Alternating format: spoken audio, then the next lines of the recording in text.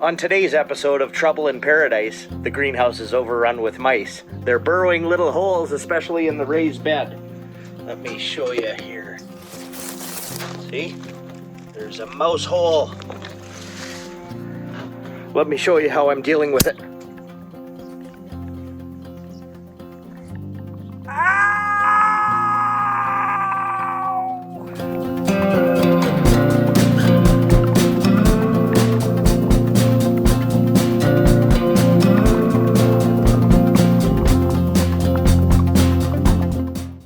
For those of you that were worried about me, we're a pretty high production operation here, so that was all audio and visual effects, so my finger's okay. So yeah, the greenhouse, overrun with mice, kinda, sorta. Well, I've caught about 24 mice in the past 3 days, I guess. So our first sign was my wife planting cucumbers, and she said, the cucumbers, I swear that they sprouted. And then the next day it looked like something ate them down to nothing. So apparently mice really like baby cucumber plants. But we weren't sure that's what it was, or maybe it was just 1 or 2 mice in here. So she did cucumbers on trays and put them highest on our racking up here. And still something ate them. Okay. And then a week or 2 later, we finally got our cucumbers started. But then in and amongst some of these trays, or when you're weeding, you see a little something out of the corner of your eye. And guess what? Mice. So looking around, it's kind of hard because everything's so overgrown and lush in here now. But weeding in the raised bed, you come across these little holes the size of a loonie. And that's, I guess, a mouse nest. So, of course, I brought in really nice light soil, beautiful stuff, and also in this environment, let's see, food, water, shelter, security. It's kind of the perfect place for anything, and especially mice. So how am I dealing with it? So I am just going to have to make a routine from here on out to always have 6 traps set with fresh bait on it. I prefer peanut butter over cheese, over an oat or something. All of that works, but peanut butter seems to work the best. The cheapest little traps you can find usually are the best ones, the little wooden ones. They have a good quality spring on. You know, for $2 or $4, you get a pack of 4 and set those out. Now, mice, they like to scurry around, if you've ever observed a house mouse or something, the outsides of the walls, right? They'll do the perimeter. So that's the best place to put a trap. So in the raised bed, I put them by the any little mouse burrow that I found, as long as on the outside wall, as well as along this wall on the concrete, and then along, you know, the shop wall as well. And I've caught probably close to 2 dozen in the past 3 days. A big mouse came in and they had babies, and enough time passed that now there's a bunch of little mice. So fun stuff. I think I got it covered though. Now, I don't really like using poison, especially in the greenhouse or where our food is, or where a dog might be able to get it, or if we had cats where a cat could get it. But my shop is attached to the greenhouse. Now, if you attach a greenhouse like this to any structure, so a house or a shop, make it an exterior wall. So this is exterior metal, an exterior door, exterior windows, so it's 2 separate buildings. Now, I know people would be like, oh, it'd be beautiful to live in a greenhouse like this. Well, it's opened up to the outside all summer. So in the wintertime, we actually have no mice problems because this greenhouse is built like a building. In the wintertime, it's closed all up. If I do let some ventilation in the wintertime, it'll be a screen door.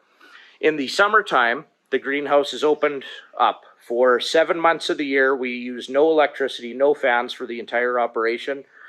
But there's an overhead door open to the outside.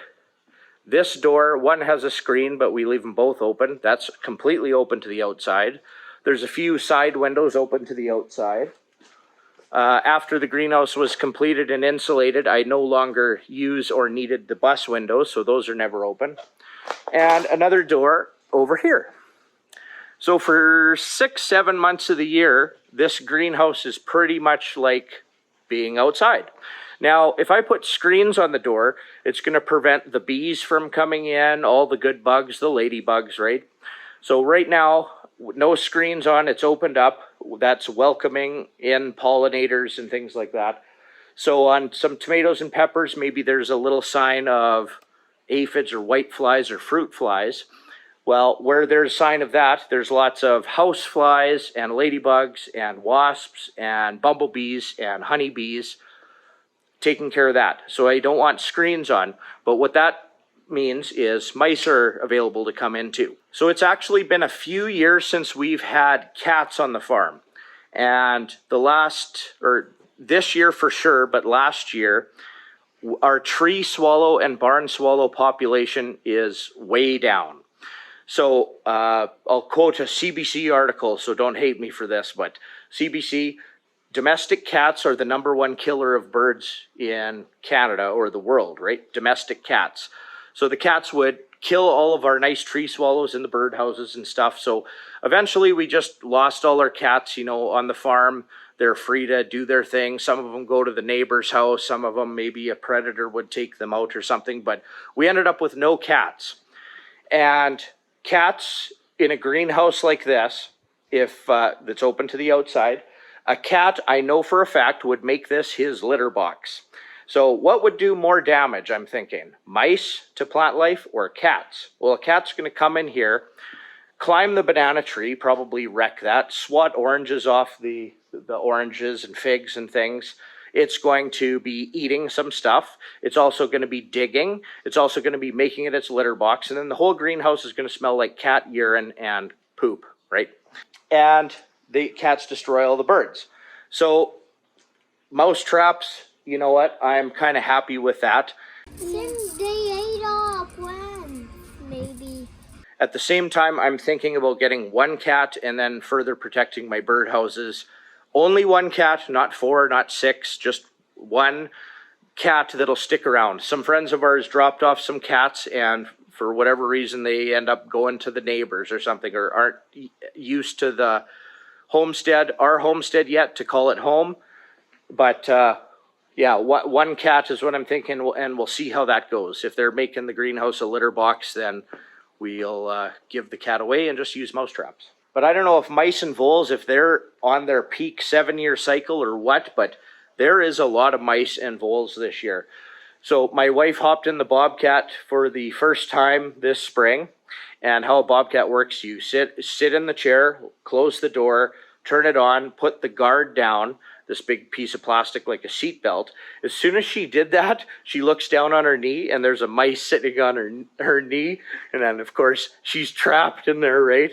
So that's actually happened to me in the Bobcat. I sit in there and a mouse came on my knee a few years ago, and I'm not scared of mice, but you're startled, right? Like, and then you're trapped in there. Our car, there's a place for mice to get in the cabin air vent, and the one which is right behind the glove box. The one day I opened up the glove box and there's a baby mouse sitting there. It's like, oh man. And that's a car that stays sealed up, the windows are up, and and on gravel, right? And the mice still get in there. So I'm thinking maybe cats, but mouse poison. I will put mouse poison in the grain truck, in equipment outside, in even the trunk of our car in a hiding spot, or in some of our other vehicles as a just-in-case precaution to kill anything that goes in. I will also put mouse poison in our shop where the dogs can't get it. So cats aren't allowed in the shop, but the dog's allowed in the shop. But the dog is bigger, so I will throw mouse poison, behind an appliance or around the perimeter as a precaution. There's rarely a mouse in the shop, but the greenhouse is opened up to the outside. I don't want to use poison, so traps is the way to go. I treated myself to a few quick setting traps, but mostly I just use the wooden ones. I think they work the best, the cheap ones. They just have a more powerful spring.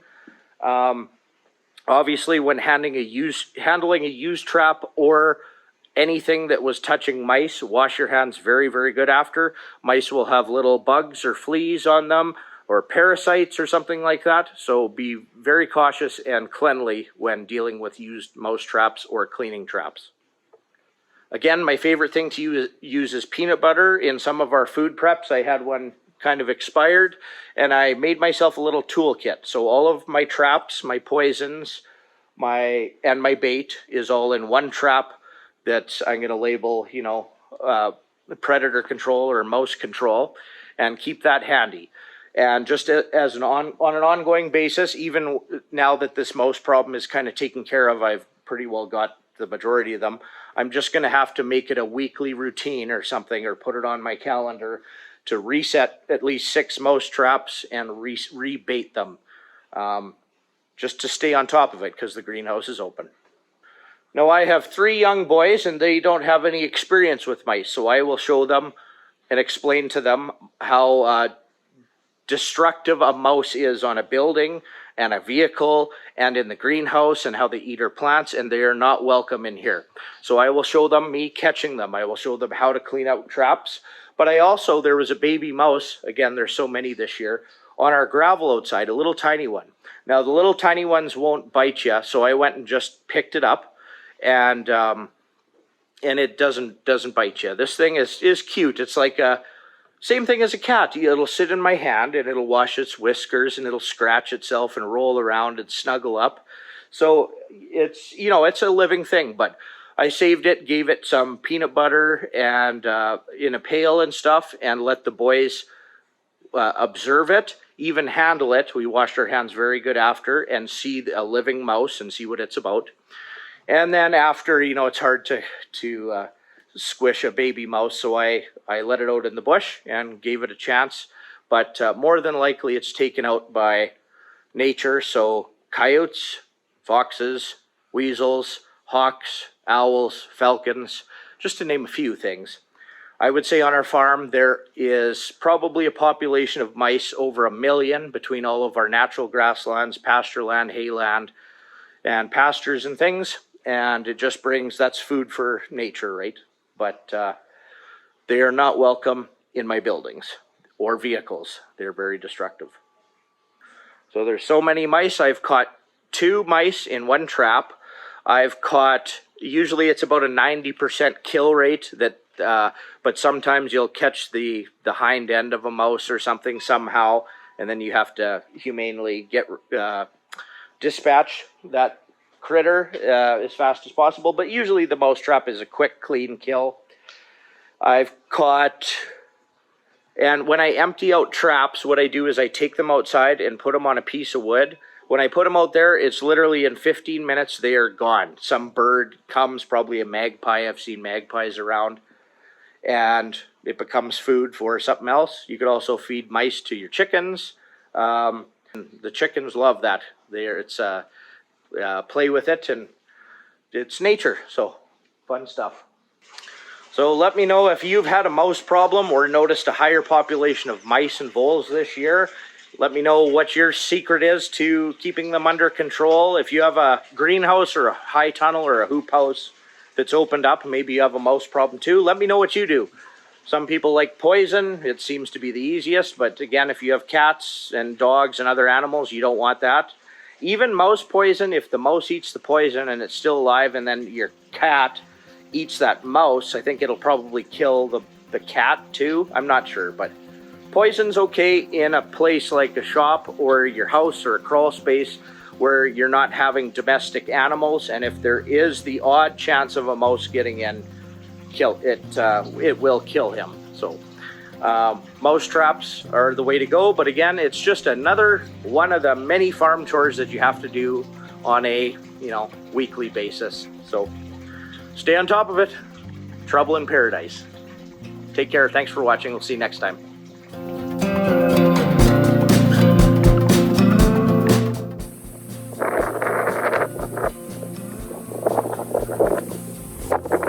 Good luck, little buddy. May the odds be ever in your favor.